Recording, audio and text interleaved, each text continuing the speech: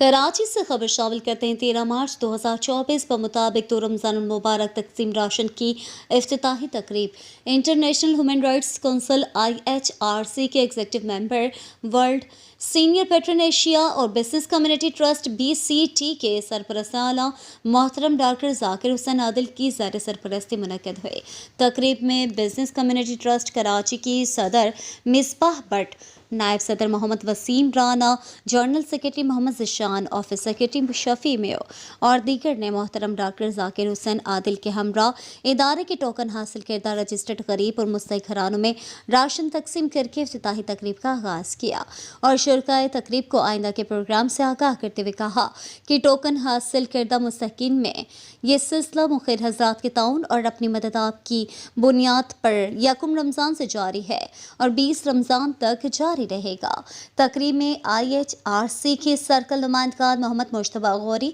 Mohammad Asif Akram, Mohammad Faheem Qureshi, Hina Mushtaq, Javed Mahmood आराई, Saeed Mushtaq Raja, Ghulam Abbas Abid, Mohammad फरीदुल्लाह,